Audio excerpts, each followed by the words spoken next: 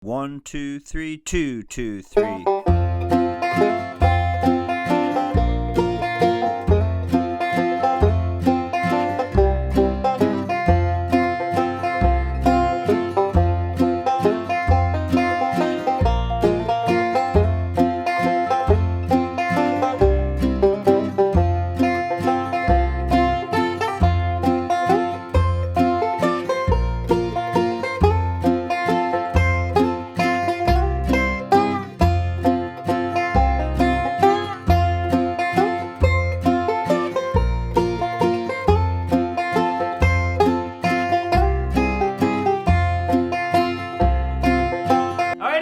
Banjo Land, Mike Henning here, coming today with the classic old bluegrass song, In the Pines, in the key of F.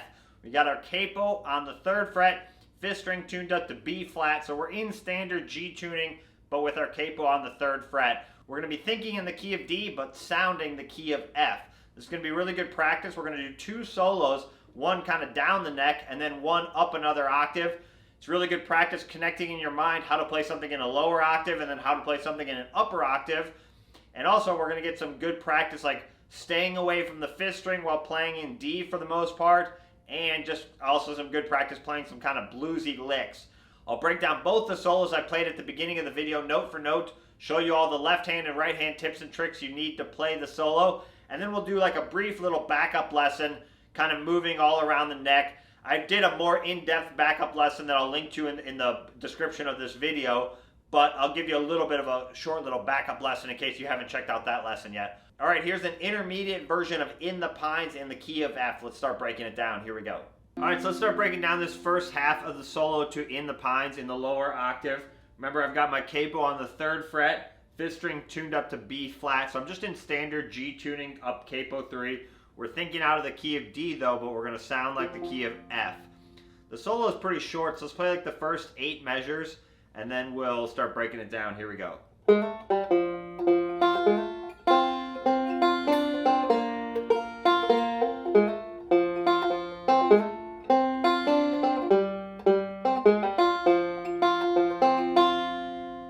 Do it again really slow.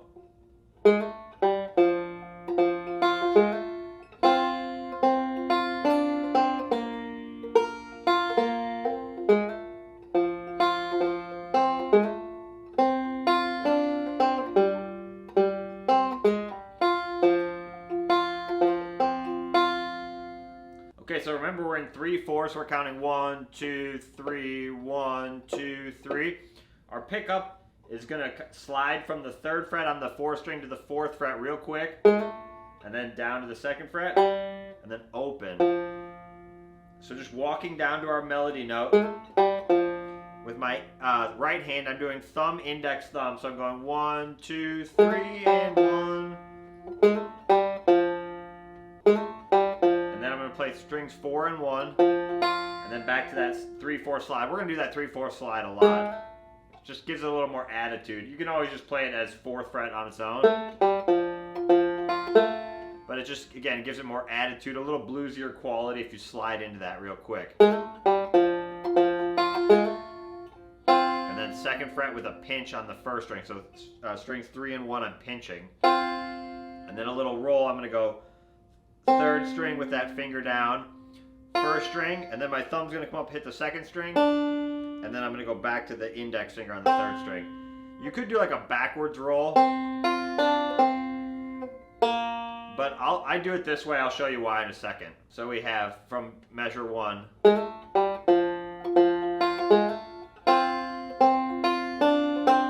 Because I like, now we're going to a G chord in measure 4, the 4 chord. And I like hitting this note with a thumb. So we're just playing that little melody there. So I think measure 3, for me it's easier to play it this way. I think you also get a little bit more of the melody. If you do it this way, like I said with the backwards roll, it works. But now you gotta do index with your right hand here. And then into measure 5, 3/4 slide. So that's kind of just pretty much straight melody to start the solo.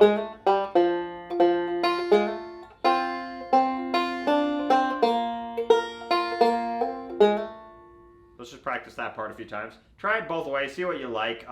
Again, this is just how I did it in measure 3 and 4. And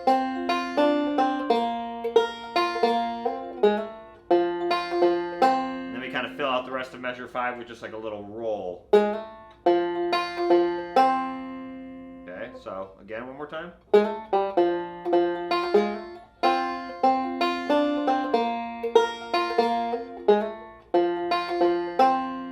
Response, like kind of similar to measure 3, we just start it with the 3/4 slide, and then we go.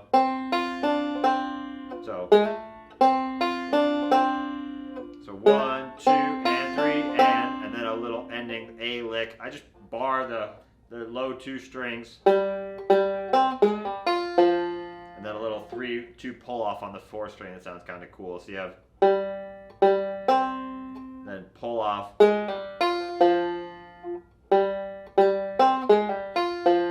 Just barring the 3rd string and 4th string there. Don't bar the upper strings. It'll be harder to get off when you do that pull off. Just bar the 2 strings. You could also do 2 fingers if you wanted. And then do like the pull off with your 3rd finger. That would also work, but I just did it as a bar. And then a little roll. That's into measure 9. So again, not too hard. Let's do 6th through the beginning of 9.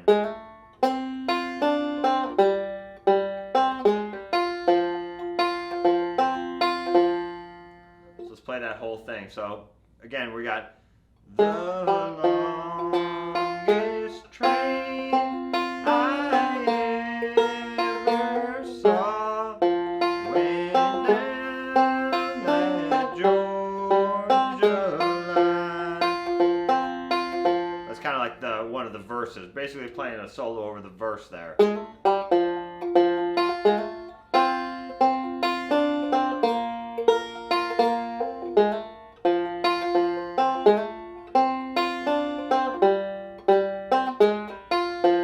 Giving that pull off a little, again, give it enough value.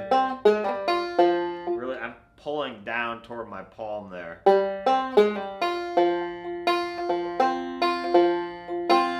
Then into measure 9, I did thumb, and then pinch, strings 3 and 1. Then we kind of started over.